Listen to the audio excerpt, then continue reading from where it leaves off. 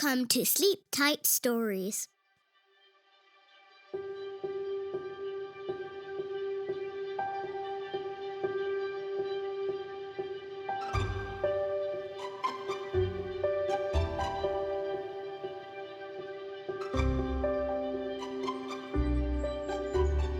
Why Jimmy Skunk never hurries.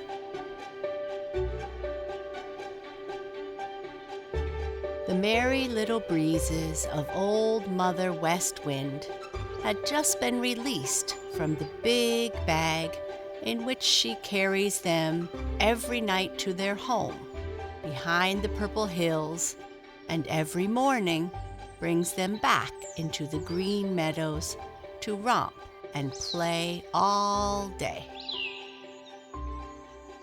They romped and raced and danced away, some one way, some another, to see who they could find to play with. Some of them spied Jimmy Skunk slowly ambling down the crooked little path, stopping every few steps to pull over a loose stone or stick.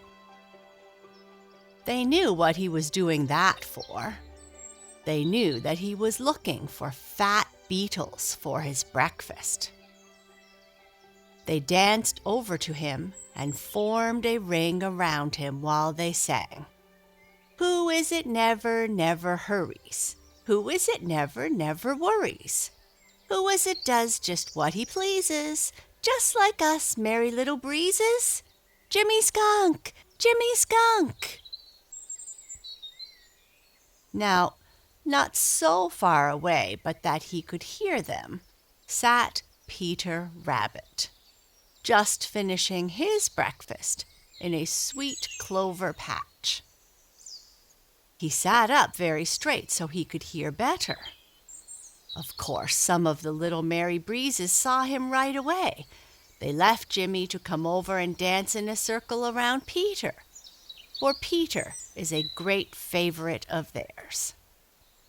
And as they danced, they sang, "Who is it hops and skips and jumps? Who is it sometimes loudly thumps? Who is it dearly loves to play, but when there's danger runs away? Peter Rabbit! Peter Rabbit!"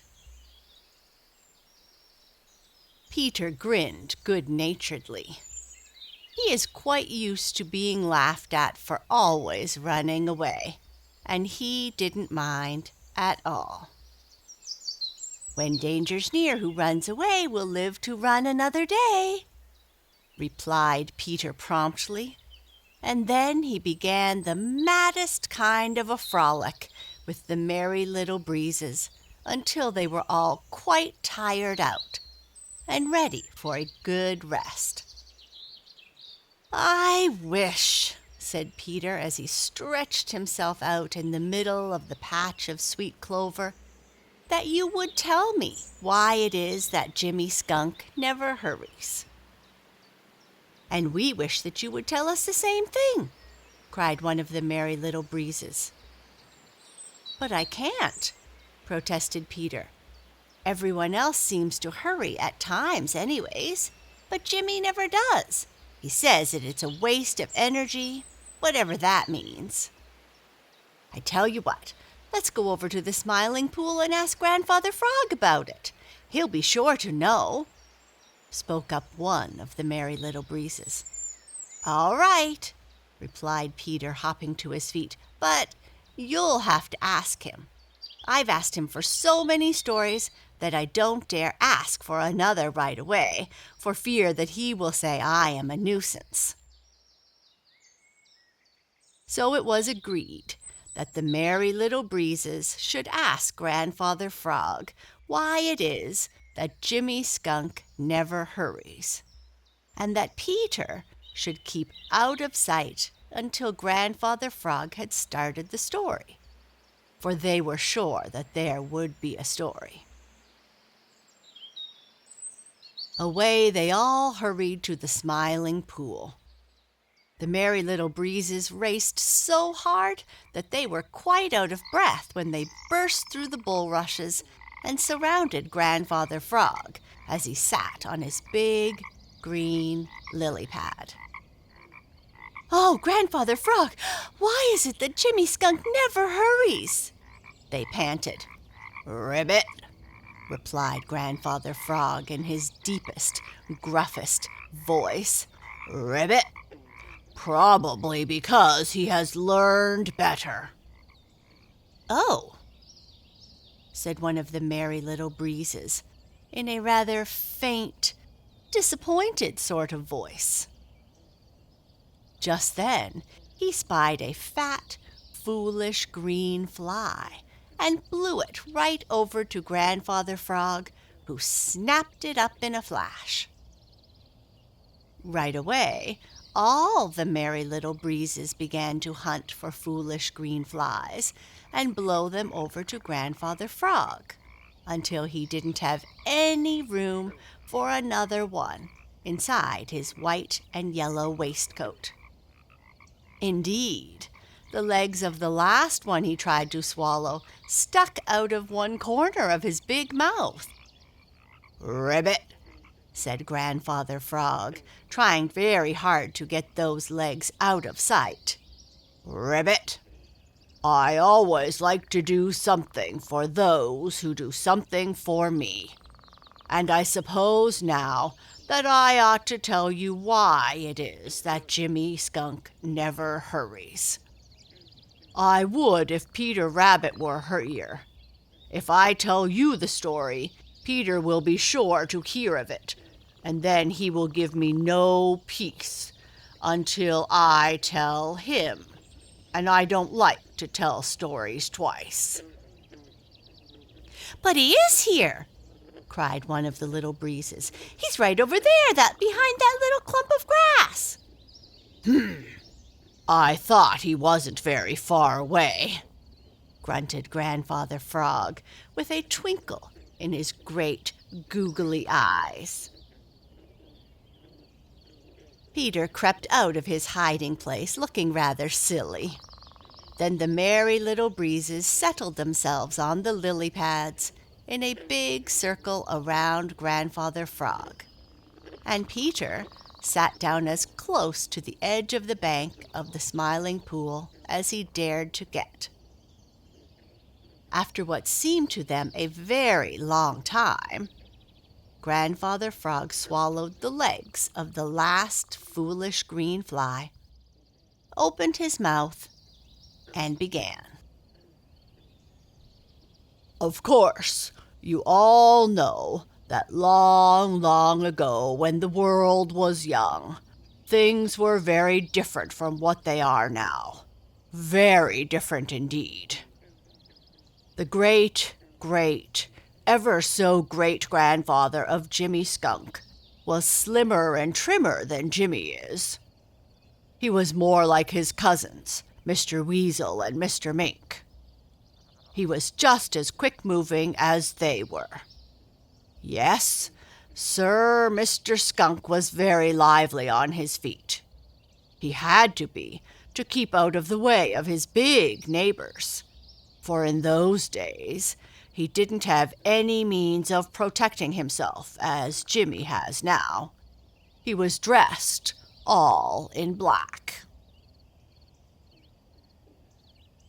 You know, it wasn't until Old Mother Nature found out that he was taking advantage of that black suit to get into mischief on dark nights that she gave him white stripes, so that the darker the night, the harder it would be for him to keep from being seen. Now, Mr. Skunk was very smart and sly. Oh, very. When the hard times came, which made so many changes in the lives of the people who lived in the green forest and on the green meadows, Mr. Skunk was very quick to see that unless he could think of some way to protect himself, it was only a matter of time before he would be dinner for one of his fierce big neighbors. And of course, Mr. Skunk had no desire to do that. It was then that he asked Old Mother Nature to give him a bag of perfume so strong that it would make everybody ill but himself. Mother Nature thought it all over, and then she did. But she made him promise that he would never use it unless he was in great danger. Mr. Skunk had to try his new defense only once or twice before his enemies took the greatest care to leave him alone. He found that he no longer had to run for a safe hiding place when he met Mr. Fox, or Mr. Lynx, or Mr. Panther. They just snarled at him and passed without offering to touch him. So Mr. Skunk grew very independent and went where he pleased, when he pleased. And because he had no longer to run from his enemies, he got out of the habit of running. Then he made a discovery.